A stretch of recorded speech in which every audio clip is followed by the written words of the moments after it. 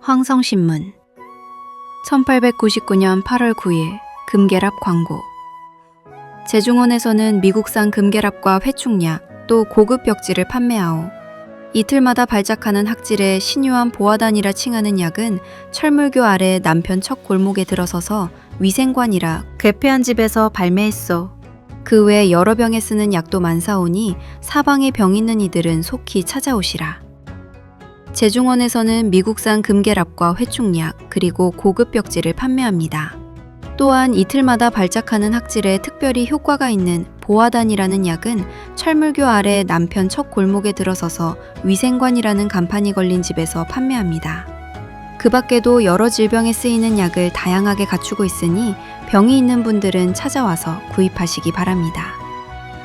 1899년 황성신문에 실린 이 금계랍 광고는 구한말의 열악한 위생과 민중의 비극을 비추는 거울입니다.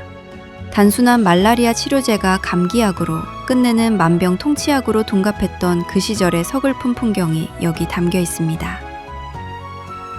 미국산 금계랍과 회충약 그리고 고급 벽지를 판매하오.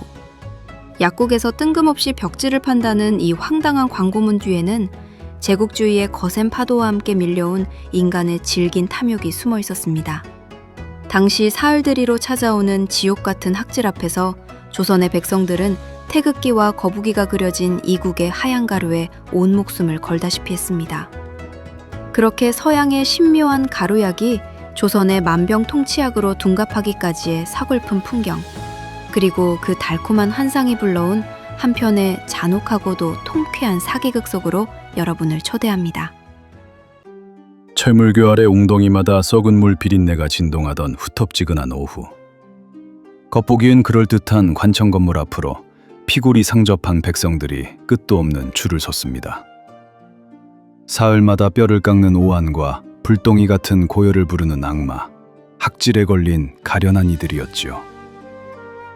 그들이 머리를 조아리며 찾아온 곳은 당시 조정이 운영하던 근대식 의료기관, 위생관인 줄 알았으나 자세히 들여다보니 간판에 적힌 글자는 위샘관이었습니다. 무지한 백성들의 눈을 속여 국가의 권위를 훔친 철저하게 기획된 진짜 같은 짝퉁이었던 것입니다. 이 위샘관의 주인 박 씨는 독일 세창양행이 들여온 신비의 묘약 금계랍을 앞세워 군중을 홀렸습니다. 이 녀석으로 말할 것 같으면 학질은 물론이요 감기와 신경통까지 단숨에 끊어내는 천하의 만병통치약이외다. 박 씨의 목청이 벼락처럼 높아질 때마다 백성들의 쌈짓돈은 그의 비단 주머니 속으로 빨려 들어갔습니다. 하지만 관원 행세를 하던 박 씨는 의원이 아닌 인간의 공포를 날것으로 파는 사기꾼이었습니다. 그는 밀가루와 콩가루를 대충 버무린 가짜 약을 보화단이라는 국산 신약으로 동갑시켜 수백 배의 폭리를 취했습니다. 관첨을 흉내낸 간판 덕에 백성들은 의심조차 하지 못했고 남들의 피눈물로 세운 박 씨의 창고에는 은전이 가득 쌓여갔습니다. 매일 밤 영국제 양복에 기생을 끼고 고급 술을 마시며 미소 짓던 박 씨. 그러나 탐욕에 눈먼 자는 자신이 파놓은 함정을 보지 못하는 법. 그에게 사기를 당해 길바닥에 나앉았던 또 다른 사기꾼 최 씨가 어둠을 틈타 박 씨의 창고에 잠입했습니다. 최 씨가 노린 것은 박 씨가 가장 아끼던 황금알을 낳는 거위, 바로 약 항아리였습니다. 내 놈이 가짜 간판과 가짜 약으로 흥했으니 어디 가짜로 망해보아라. 최 씨는 치명적인 복통을 유발하는 독한 회충약 가루를 보화단과 금계랍 항아리에 잔뜩 섞어 넣었습니다. 가짜를 속이기 위한 가짜의 가짜가 탄생한 순간이었습니다. 이튿날 여전히 위생관 마당 한복판에서 박 씨가 군중을 모아놓고 호기롭게 포효했습니다. 이 보화단 하나리면 죽어가는 송장도 눈을 뜹니다. 마침 내가 장염에 걸려 피골이 상접하니 직접 먹고 그 효험을 증명해 보이겠소. 봐라, 이 기운이 쏟는 것을. 이제 다들 사러 오시오. 그는 호언장담하며 전날 밤 최 씨가 치명적인 덫을 놓은 약을 한 움큼 삼켰습니다. 찰나의 침묵 뒤 박 씨의 안색이 흑빛으로 변했습니다. 장이 꼬이고 식은땀이 폭포처럼 흘러내렸습니다. 보시오, 이 약이 몸속의 나쁜 기운을 즉시 몰아내라. 이리 땀이 나는 것이오. 아이고 배야.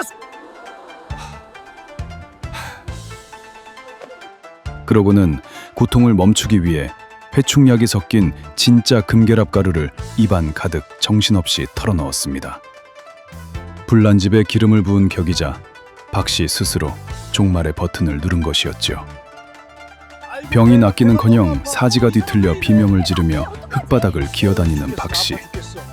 그 처참한 꼴을 보며 어리둥절하던 사람들의 시선이 마침내 간판 위샘관 세 글자에 꽂혔습니다. 위생관이 아니라 위생관이다. 우리가 속았다.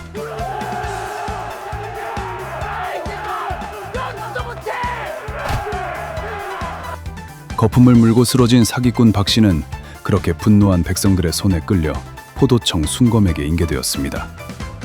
가짜로 쌓아 올린 탐욕의 탑이 결국 자신이 삼킨 가짜약 한 알로 인해 흔적도 없이 무너져 내린 결말이었습니다. 1899년 위샘관의 사기꾼 박씨가 뱉어낸 가짜 만병통치약은 낯선 근대 문물 앞에서 길을 잃은 조선의 불안과 탐욕이 빚어낸 서글픈 희극이었습니다. 제꾀에 넘어진 협잡군은 백성들의 조롱 속에 비참한 최후를 맞이했지만 100년이 훌쩍 지난 오늘날 우리의 모습은 과연 얼마나 달라졌습니까? 사건이 휘몰아친 뒤 텅 빈 위샘관 창고에 찢어진 고급 벽지 위에는 누군가 먹으로 휘갈려 쓴 묵직한 경고가 남아 있었습니다. 만병통치약이라. 그것은 허황된 탐욕이 만들어낸 신기루일 뿐이다. 정작 고쳐야 할 것은 썩어가는 몸이 아니라 타인의 고통을 미천 삼아 제 배를 불리려는 인간의 위선이 아니던가. 남의 눈에 피눈물 내어 얻은 비단옷이 어찌 내 몸을 따뜻하게 데우겠느냐. 남을 속여 가로챈 재물은 결국 내 가족의 명줄을 죄는 칼날이 되어 기어이 내 가장 소중한 이들의 가슴에 피눈물을 박아놓고야 마는 법이다. 세상에 비밀이 없고 인과응보의 도리가 엄연하니 부디 가난하더라도 떳떳한 사람이 되어라. 제 손으로 땀 흘려 얻은 밥이야말로 인생의 유일한 만병통치약이니라.